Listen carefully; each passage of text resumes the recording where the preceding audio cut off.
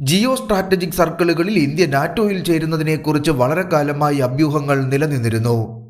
വളരെ വേഗത്തിൽ വികസിച്ചുകൊണ്ടിരിക്കുന്ന ആഗോള ചലനങ്ങൾക്കിടയിൽ ഈ അഭ്യൂഹങ്ങൾ യാഥാർത്ഥ്യമാകുന്നു എന്നുള്ള റിപ്പോർട്ടുകളും പുറത്തുവരുന്നു. പടിഞ്ഞാറൻ ചൈനയും തമ്മിലുള്ള സംഘർഷം രൂക്ഷമായപ്പോൾ ഇന്തോ പസഫിക്കിലെ നാറ്റോയുടെ ഏറ്റവും മികച്ച സ്ഥാനാർത്ഥിയായി ഇന്ത്യ ഉയർന്നു വന്നു. ഇന്ത്യ ചൈന സംഘർഷങ്ങൾ, അതിർത്തി തർക്കങ്ങൾ, മേഖലയിൽ ഇന്ത്യയുടെ വളർന്നുവരുന്ന നിലവാരം എന്നിവ പടിഞ്ഞാറൻ രാജ്യങ്ങൾക്ക് ചൈനയ്ക്കെതിരായ ഏറ്റവും അനുകൂലമായ രാജ്യമാക്കി ഇന്ത്യയെ മാറ്റുന്നു.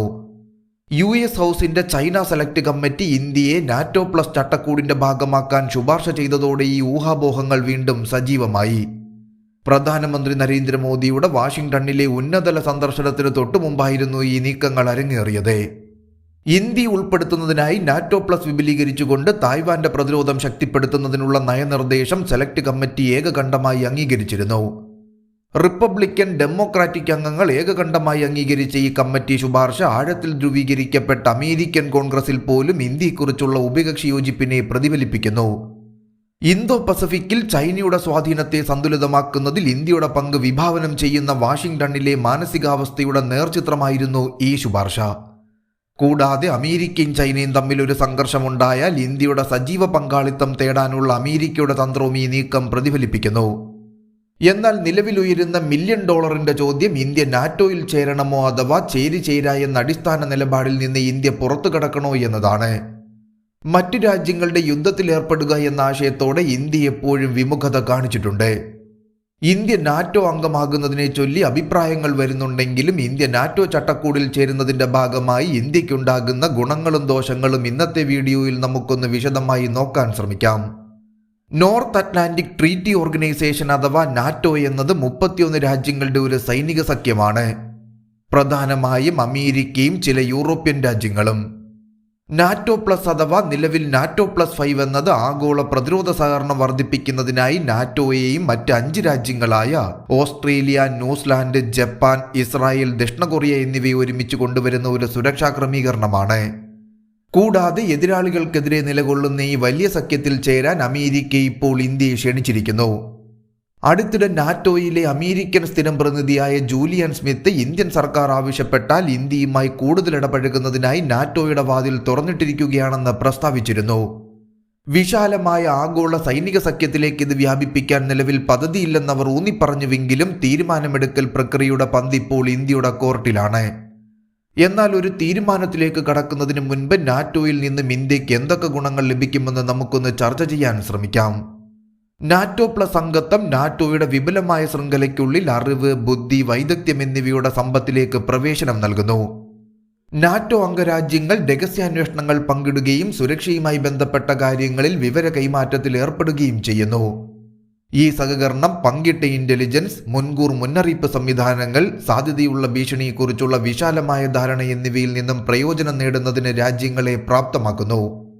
നാറ്റോ പ്ലസ് അംഗത്വം നൂതന സൈനിക സാങ്കേതിക വിദ്യ, രഹസ്യാന്വേഷണം പങ്കിടൽ, സംയുക്ത സൈനികാഭ്യാസങ്ങൾ എന്നിവയിലേക്കും പ്രവേശനം നൽകും. മറ്റംഗരാജ്യങ്ങളുമായുള്ള മെച്ചപ്പെട്ട സംയുക്ത പ്രവർത്തനങ്ങൾക്കും കൂടുതൽ കാര്യക്ഷമമായ പ്രതിരോധ സഹകരണത്തിനും ഇത് അനുവദിക്കുന്നു. നാറ്റോയുടെ സൈനിക മാനദണ്ഡങ്ങളോടും പരിശീലനങ്ങളോടും യോജിച്ചൊരു രാജ്യത്തിന് അതിന്റെ പ്രതിരോധ ശേഷിയും സന്നദ്ധതയും വർദ്ധിപ്പിക്കാൻ കഴിയും. ഇതിൽ സൈനിക സഹായം, സംയുക്ത ഗവേഷണ വികസന പദ്ധതികൾ, പ്രതിരോധ വ്യവസായ സഹകരണം എന്നിവ ഉൾപ്പെടുന്നു. ഇത്തരം സഹകരണത്തിനൊരു രാജ്യത്തിന്റെ പ്രതിരോധ ശേഷി ശക്തിപ്പെടുത്താനും സാങ്കേതിക കൈമാറ്റം പ്രോത്സാഹിപ്പിക്കാനും കഴിയും. നാറ്റോ പ്ലസ് അംഗത്വം ഒരു രാജ്യത്തിന് ഉയർന്ന തലത്തിലുള്ള രാഷ്ട്രീയ നയതന്ത്ര ചർച്ചകളിൽ പങ്കെടുക്കാനുള്ള വേദി നൽകുന്നു. നാറ്റോയുടെ തീരുമാനമെടുക്കൽ പ്രക്രിയയുടെ ഭാഗമാകുന്നതിലൂടെ സഖ്യത്തിന്റെ നയങ്ങൾ, തന്ത്രങ്ങൾ, കൂട്ടായ സുരക്ഷാ ശ്രമങ്ങൾ എന്നിവ രൂപപ്പെടുത്തുന്നതിൽ അംഗരാജ്യത്തിന് ഒരു ശബ്ദം ലഭിക്കുന്നു. ഉഭയകക്ഷി ബഹുരാഷ്ട്ര നയതന്ത്രത്തിൽ ഏർപ്പെടാനും മറ്റംഗരാജ്യങ്ങളുമായി അടുത്ത ബന്ധം വളർത്താനും ആഗോളതലത്തിൽ രാജ്യത്തിന്റെ സ്വാധീനം വർദ്ധിപ്പിക്കാനും ഇത് അവസരങ്ങൾ നൽകുന്നു. ഇതൊരു രാജ്യത്തെ അതിന്റെ പ്രാദേശിക നിലവാരം ഉയർത്താൻ സഹായിക്കുക മാത്രമല്ല, യൂറോ അറ്റ്ലാന്റിക് മേഖലയെ ബാധിക്കുന്ന സുരക്ഷാ കാര്യങ്ങളിൽ അഭിപ്രായം പറയാനുള്ള അവസരവും നൽകുന്നു. ഇത് വിശാലമായ പങ്കാളിത്തം, വർദ്ധിച്ച പ്രാദേശിക സ്ഥിരത, ആവശ്യമുള്ള സമയങ്ങളിൽ പരസ്പര പിന്തുണ, ഒരു രാജ്യത്തിന്റെ ആഗോള വിശ്വാസ്യത വർദ്ധിപ്പിക്കൽ എന്നിവയിലേക്കും നയിക്കുന്നു. നാറ്റോ പ്ലസിലെ അംഗത്വത്തിന് വർദ്ധിച്ച വ്യാപാര നിക്ഷേപ അവസരങ്ങളിലൂടെ സാമ്പത്തിക നേട്ടങ്ങൾ കൈവരിക്കാനാകും. ശക്തമായൊരു സൈനിക സഖ്യത്തിന്റെ ഭാഗമാകുന്നത് പലപ്പോഴും നിക്ഷേപകരിൽ ആത്മവിശ്വാസം പകരുന്നു. കാരണം ഇത് സ്ഥിരതയും സുരക്ഷിതത്വവും സൂചിപ്പിക്കുന്നു. കൂടാതെ അംഗരാജ്യങ്ങൾക്കിടയിൽ പ്രതിരോധ സാങ്കേതിക വിദ്യകളും കഴിവുകളും പങ്കിടുന്നത് ആഭ്യന്തര പ്രതിരോധ വ്യവസായങ്ങളുടെ വികസനത്തിനും ഉയർന്ന വൈദഗ്ധ്യമുള്ള തൊഴിലവസരങ്ങൾ സൃഷ്ടിക്കുന്നതിനും ഇടയാക്കുന്നു. മാത്രമല്ല, നാറ്റോ പ്രോഗ്രാമുകളിലെയും സംരംഭങ്ങളിലെയും പങ്കാളിത്തം പ്രതിരോധ കരാറുകളിലൂടെയും സംയുക്ത പദ്ധതികളിലൂടെയും സാമ്പത്തിക നേട്ടങ്ങൾ ലഭിക്കാനും അവസരമുണ്ടാക്കുന്നു. പ്രതിരോധ നവീകരണ പരിപാടികൾക്കും അടിസ്ഥാന സൗകര്യ വികസനത്തിനും നാറ്റോ സാമ്പത്തിക സഹായം നൽകുന്നു. അതിനാൽ നാറ്റോ പ്ലസ് അംഗത്വം നിക്ഷേപ അവസരങ്ങൾ പ്രദാനം ചെയ്യുക മാത്രമല്ല, ആഭ്യന്തര പ്രതിരോധ ആവാസ വ്യവസ്ഥയെ ഉത്തേജിപ്പിക്കുകയും ചെയ്യുന്നു. പ്രതിരോധ കയറ്റുമതി ശക്തിപ്പെടുത്തുന്നതിലൂടെയും വിദേശ പ്രതിരോധ ഇറക്കുമതി ആശ്രയിക്കുന്നത് കുറയ്ക്കുന്നതിലൂടെയും ഇതൊരു രാജ്യത്തിന് സാമ്പത്തികമായി നേട്ടമുണ്ടാക്കുന്നു. നാറ്റോയുടെ ഉത്ഭവത്തിലേക്ക് നമ്മൾ തിരിഞ്ഞു നോക്കുമ്പോൾ അതിന്റെ പിന്നിലെ പ്രാഥമിക കാരണം സോവിയറ്റ് യൂണിയനെ ഉൾക്കൊള്ളുക എന്നതായിരുന്നു. ഇന്നും നാറ്റോയുടെ ബ്ലാക്ക് ലിസ്റ്റിലെ പ്രധാന ഭീഷണി റഷ്യ തന്നെയാണ്. നിലവിൽ അമേരിക്കയുടെ നേതൃത്വത്തിലുള്ള നാറ്റോ സഖ്യം ഉക്രൈനിൽ റഷ്യയുമായി യുദ്ധത്തിൽ ഏർപ്പെട്ടിരിക്കുകയാണ്. റഷ്യയുമായുള്ള യുദ്ധത്തിൽ ഉക്രൈനെ പിന്തുണയ്ക്കുന്ന നാറ്റോ സഖ്യത്തിൽ ഇന്ത്യ ചേരുകയാണെങ്കിൽ മോസ്കോയുമായുള്ള ന്യൂഡൽഹിയുടെ ശക്തവും സ്ഥാപിതവും അടുത്തതുമായ ബന്ധത്തെ ഇത് നേരിട്ട് ബാധിക്കും. അതിനാൽ ഇത് നേടിയെടുക്കാൻ അമേരിക്ക കഠിനമായി നിലവിൽ ശ്രമിക്കുന്നുണ്ട് എന്നതൊരു യാഥാർത്ഥ്യമാണ്. റഷ്യയെ ഒറ്റപ്പെടുത്താനും ഇന്ത്യയുടെ പ്രതിരോധ കരാറുകൾ നേടാനും ഇന്തോ പസഫിക്കിലെ രാജ്യത്തിന് അനുകൂലമായ സ്ഥാനം പ്രയോജനപ്പെടുത്താനും അമേരിക്ക ശ്രമിച്ചു പോരുന്നു. വാസ്തവത്തിൽ റഷ്യ വിരുദ്ധ സഖ്യത്തിലേക്ക് ഇന്ത്യയെ വലിച്ചഴയ്ക്കുന്നതിന് റഷ്യൻ വിദേശകാര്യമന്ത്രി പലപ്പോഴും നാറ്റോയെ വിമർശിച്ചിട്ടുണ്ട്.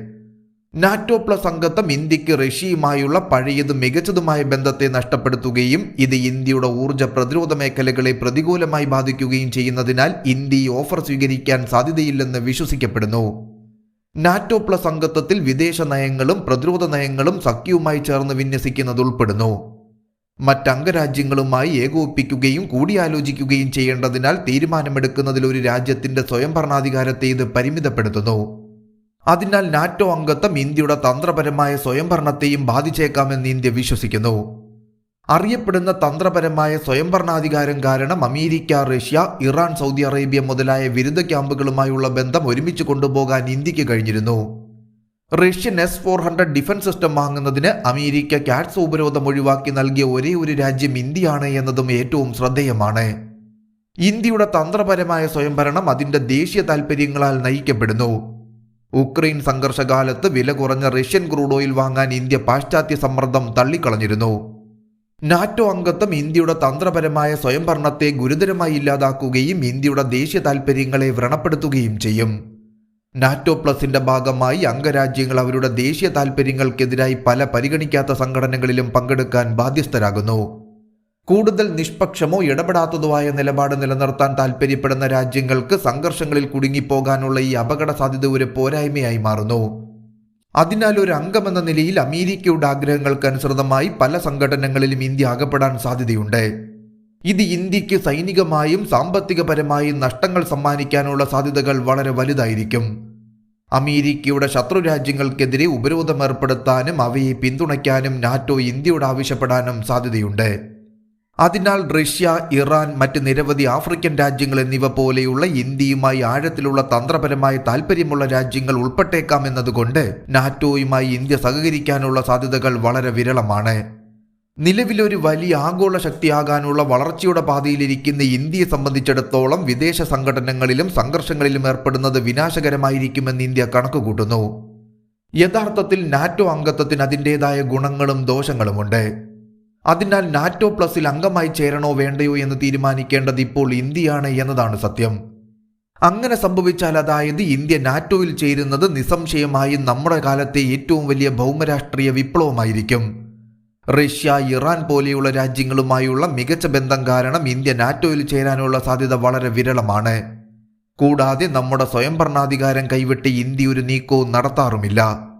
അതിനാൽ അമേരിക്കയുടെ ഈ ഓഫർ ഇന്ത്യ സ്നേഹത്തോടെ തന്നെ നിരസിക്കാനാണ് സാധ്യതയെന്ന് വിശ്വസിച്ചുകൊണ്ട് നിർത്തുന്നു.